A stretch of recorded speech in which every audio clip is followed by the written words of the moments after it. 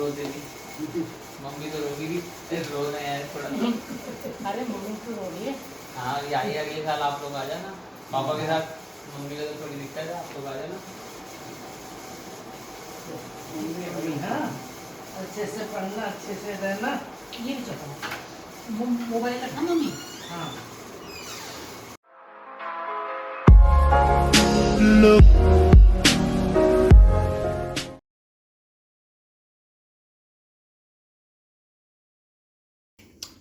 हाँ तो यार जैसे मैंने पिछले ब्लॉग में भी बोला था कि थोड़े टाइम में भी पता चल ही जाएगा मैं ब्लॉग कम वगैरह क्यों कर पा रहा था। तो इवेंचुअली मतलब मेरे काफ़ी टाइम से प्लान था कि मुझे बाहर से मास्टर्स करनी है।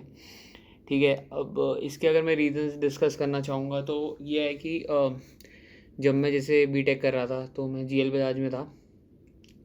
तो वहाँ ना एक्चुअली मैंने देखा जो लोग हैं काफ़ी स्ट्रगल करके वहाँ बीटेक कर रहे हैं, मतलब लोन्स ले रहे हैं और कैसे कैसे करके पैसे जुटा के आ रहे हैं। बड़े हम्बल बैकग्राउंड से लोग थे और बहुत मुश्किल से वो बीटेक कर रहे थे। ठीक है, तो मैं जब फ़ीस देने जाता था मैं तो वहाँ देखता था हालत क्या है। वो बेचारे 2-3 किश्तों में फ़ीस दे रहे हैं, जैसे भी दे रहे हैं। तो मुझे बहुत ये फील हुआ कि मैं कितना फॉर्चुनेट हूँ। ठीक है, तो फिर जब मेरे को एक्चुअली आइडिया नहीं था कि मुझे मास्टर्स करनी चाहिए या फिर मुझे एमबीए वगैरह मैनेजमेंट साइड में जाना चाहिए, क्योंकि मैंने बीटेक की है।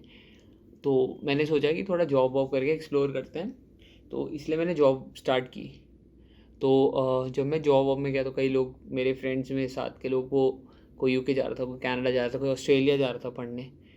तो देख के अच्छा लगता है आपके दोस्त जाते हैं। मतलब जैसे अभी मैं भी जा रहा हूँ, मेरे ग्रुप में मैं फर्स्ट या सेकंड बंदा हूँ जो बाहर जा रहा है। आई एम श्योर मुझे देख के मेरे दोस्तों को लगता होगा हाँ यार ये जा रहा है तो हमें भी जाना चाहिए। तो ना मैं ये नहीं कह रहा कि वो कंपटीशन बीच में आ जाता है, बट वो एक हेल्दी सोर्स ऑफ मोटिवेशन है कि ये जा रहा है, कहीं हम पीछे ना रह जाए, हमें भी जाना चाहिए। ये सोच के वो भी एफर्ट मारेंगे, तो मतलब अच्छी बात है ये ना कि एक हेल्दी एटमॉस्फेयर क्रिएट हो जाता है। तो ऐसे कुछ मेरे साथ मुझे भी लग रहा था लाइफ में पीछे ना रह जाएं ये सब बाहर जा रहे हैं वगैरह। तो मतलब मैं बस यही कहना चाहता हूँ लॉन्ग स्टोरी शॉर्ट कि वो बंदे, उनका भी मन करता होगा, उन्हें भी ऐसा लगता होगा हम पीछे ना रह जाए, हमारा बैचमेट बाहर पढ़ रहा है, कर रहा है, वो कर रहा है, बट वो इतना स्ट्रगल कर रहे हैं और उनके पास शायद इतने फाइनेंसेस नहीं हैं या उन पर इतनी सारी रिस्पॉन्सिबिलिटी हैं फाइनेंशियली कि उन्हें जॉब करनी पड़ रही है मजबूरी में, अपना पुराना लोन पे करने में। जैसे भी मैं फॉर्चुनेट हूँ कि मेरे पेरेंट्स मुझे इतना ज़्यादा सपोर्ट कर रहे हैं, मुझे बाहर भेजना चाहते हैं, वो पैसे इन्वेस्ट कर रहे हैं कि मैं बाहर चला जाऊँ। और अगर मैं बाहर नहीं जाता तो भाई मतलब मैं तो अपॉर्चुनिटी वेस्ट कर रहा हूँ ना, एक भगवान ने मुझे सब दिया है टचवुड, और मैं फिर भी उस अपॉर्चुनिटी का फ़ायदा नहीं उठा रहा। तो मुझे बहुत ज़्यादा ये साइड ऑफ स्टोरी मैंने आपको बता दी। सेकंड साइड ऑफ स्टोरी ये है कि जैसे मैं हूँ और मैंने ऑफिस में जाके देखा कि कुछ लोग फॉर्चुनेट हैं इन टर्म्स ऑफ फाइनेंस कि उनके पेरेंट्स उन्हें भेजने के लिए सक्षम है, उनके पास पैसा है, बट उनको अपने बच्चों से इतना अटैचमेंट है कि वो उन्हें बाहर नहीं भेजना चाहते, कि उन्हें लगता है कि यार बच्चा हमारा कैसे सफ़र करेगा, कैसे काम करेगा अकेले पूरे अनजान देश में। तो मेरी फैमिली मुझे फाइनेंस में सपोर्ट कर रही है, वो इतने सपोर्टिव है कि मैं बाहर जाके एक्सप्लोर करूँ। तो मैं नहीं जाता तो मैं तो चांस वेस्ट कर रहा हूँ ना। किसी को कोई भी क्वेरीज रहती है एमबीए से रिलेटेड प्लीज़ मुझे टैग करना। ये मेरा ब्लॉग पूरा इंडिया को गुड बाय कहने के लिए है। मेरी फैमिली, मेरे फ्रेंड्स जो इतने अच्छे लोग हैं जिनके साथ मैं बचपन से रहा हूँ। मैं एक्चुअली ना स्कूल भी मेरा दिल्ली नोएडा करा, कॉलेज ग्रेटर नोएडा करा, मैं दिल्ली रहता हूँ। तो मैं कभी हॉस्टल में भी नहीं रहा, मेरे को काम करना आता है बट मैं कभी ऐसे इंडिपेंडेंटली नहीं रहा। तो मेरे लिए एकदम टोटली नया एक्सपीरियंस है और आई होप मैं उतना ही अच्छे से यहाँ डिस्प्ले कर पाऊँ उसे, ताकि आप लोग भी मेरे साथ जी पाओ मेरा एक्सपीरियंस। और तो मैं काफ़ी नर्वस हूँ क्योंकि अब 2 ही हफ्ते बचे हैं और इस वीक में मुझे सबसे मिलना निपटाना है, क्योंकि मुझे क्वारंटाइन करना पड़ेगा एक्चुअली। तो ये व्लॉग पूरा उसके बारे में है।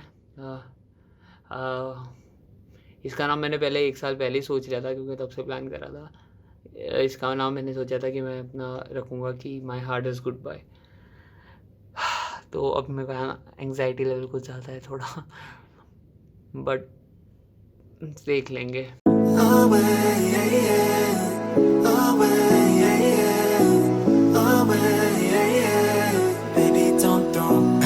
Just like me, to mess up a good thing. Another night ruined, I don't even know when we became became this way. Now you're acting so different than back when we had it easy. And now you don't believe me when I say I'll change. Welcome back guys. तो अभी धीरे धीरे ना मैं सामान जुटाए जा रहा हूँ, मतलब अपना शॉपिंग का।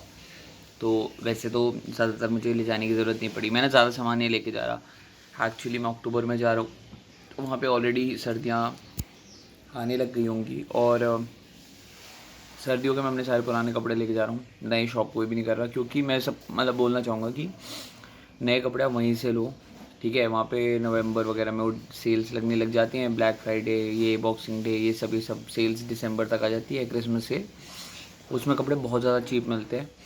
वहाँ के कपड़े वहाँ की ही सर्दियों के हिसाब से बने हैं, तो आपको बेटर लगेगा। इसलिए मैं पुराने कपड़े लेके जा रहा हूँ। एक आधी शायद जीन्स में नहीं खरीद रहा हूँ, ज़्यादा कुछ नहीं। और बाकी बर्तन मेनली मैं लेके जा रहा हूँ। बर्तन सब लेके जाना है यार, बर्तन वहाँ पे महंगे हैं और वहाँ पे ना इंडक्शन और कॉयल दोनों होता है। तो आप ट्राई करना, आप इंडक्शन के हिसाब से लो तो कॉयल में भी वो चल जाता है, तो ताकि प्रॉब्लम ना हो। ये देखो घर का हाल देखो, ये सारे कपड़े, इनमें से मुझे फिगर आउट करना है कि क्या लेके जाना है। ये बैग है, इस बैग में सिर्फ बर्तन है, सिर्फ। तो अभी मैंने मतलब यहाँ पे रखे हैं ताकि फैल ना जाए, बट इसमें क्या था मेनली बर्तन। तो बर्तन में भी आप ऐसा कर सकते हो कि 2 प्लेट्स रख ली, 2 चम्मच, 2 कटोरी, 2 ग्लास, दो, बाकी एक तवा वगैरह, कुकर, प्रेशर कुकर भाई ज़रूर लेके जाना, और कढ़ाई टाइप लेके जाना, करछियाँ लेके जाना, वरना सब वहाँ अवेलेबल है। वैसे जैसे पूरा नाइफ सेट वहाँ अवेलेबल है, तो इतना फालतू का सामान ले जाने की ज़रूरत नहीं है, काम की चीज़ें लेके जाना। और मेनली जो मेरे को सबने रिकमेंड किया है, आप दवाइयाँ लेके जाओ, 1-2 साल की दवाइयाँ बिल्कुल लेके जाओ, कोई दिक्कत नहीं है। डॉक्टर से प्रिस्क्रिप्शन में लिखवा दो, वहाँ दवाइयाँ सबसे ज़्यादा एक्सपेंसिव है, तो दवाइयाँ तो लेके जानी ही जानी है आपको यार, क्योंकि वहाँ पे तो बिना प्रिस्क्रिप्शन के काम नहीं चलता, इंडिया वाला हिसाब नहीं है। तो 2-3 मल्टीविटामिन वगैरह भी लिखवा लो प्रिस्क्रिप्शन में, कोई फ़र्क नहीं पड़ता, ले जाओ।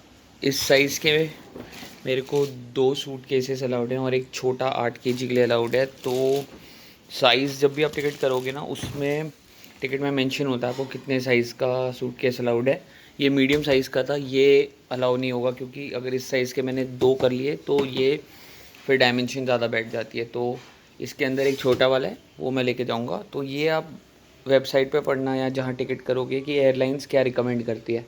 वैसे आजकल सारे स्टैंडर्ड ही बनते हैं। तो मम्मी कितने प्यार से बेलन लाई है मेरे लिए, तो कौन समझाए, बेलन तो ले आई, चलाना भी तो सिखाओ। आपको दिखाता हूँ सबसे इम्पोर्टेंट चीज़ जो लेके जानी है, मतलब मैं ये नहीं लेके जाऊँगा, बट दूसरा वाला टैन मग तो भाई लेके जाने ही जाना है, क्योंकि ये आप वहाँ पे तो टॉयलेट पेपर का हिसाब है, ठीक है। और अभी भी इंडिया में लोगों को, मैं भी भाई खुद ही टॉयलेट पेपर यूज़ करना कंफर्टेबल नहीं लगता, मतलब संतोष नहीं मिलता यार कि साफ़ वो है ना। तो ग्रोस है, बट ठीक है, मतलब जो सच है, फैक्ट्स आर फैक्ट्स, ठीक है। मुझे ये समझ नहीं आया, अंग्रेज़ वैसे बोलते हैं कि हम इतने डेवलप्ड हैं, ये हैं वो है। भाई तुम पानी से क्यों नहीं साफ़ कर सकते? कितना पानी वेस्ट हो जाएगा इतने से एरिया को धोने में, हैं? अपनी पूरी गाड़ी को तुम पानी से धोते हो, उसको पेपर से साफ़ कर लो। बड़े आए पानी बचाने वाले, कुछ नहीं होता। एक जेट लगाने में क्या है, जितने भी वॉशरूम हैं, 5 स्टार चल जाओ, एयरपोर्ट चले जाओ, कहीं पे भी चले जाओ, वहाँ इंडिया में वहाँ टॉयलेट पेपर और जेट दोनों ऑप्शन होते हैं, ठीक है। इंडिया में लोग टॉयलेट पेपर यूज़ नहीं करते, बट फिर भी हम कितने अच्छे लोग हैं, हम फिर भी टॉयलेट पेपर देते हैं कि बाई चांस कोई अंग्रेज़ आए जिसको टॉयलेट पेपर पसंद है तो वो टॉयलेट पेपर यूज़ करे। भाई जो तुम्हें सॉरी गाली नहीं, तुम्हें जेट देने में क्या दिक्कत है भाई? किसी को अगर जेट पसंद है वो जेट यूज़ कर लेगा, तुम मत करो, कोई और यूज़ कर लेगा, तुम पेपर से करते रहो, बड़े आए। तो आपका कोई भी फ्रेंड जैसे बाहर जा रहा है ना, तो आप बेटर है कि उसको आपको गिफ्ट करना है ना, उससे पूछ रहा आपको क्या चाहिए और वो काम की चीज़ ही दो। तो मेरे जो दोस्तों ने मुझे गिफ्ट दिए हैं, थैंक यू सो मच। एक से मैंने इंडिया का फ्लैग मांगा था, क्योंकि मुझे इंडिया का फ्लैग लेके जाना है, तो वो है। बाकी जीन्स, कुर्ता, और एक ने बहुत सही डायरी दी है, thank you so much. But how can I lose it now? Oh, the silence is way too loud. Yeah, 'cause I won't be okay without you every day. Baby, don't run away.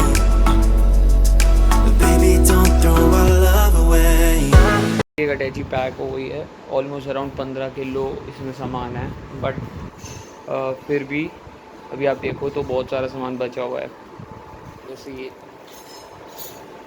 और अभी और भी सामान होगा। तो यार एक तो ये सीन है कि जो बर्तन है ना बहुत सारी इस जगह लेते हैं फालतू की। मुझे एक और बैग लेना पड़ गया था, तो ये दूसरा बैग आया है फ्लिपकार्ट से, अभी इसकी अनबॉक्सिंग करके देखते हैं एक बार।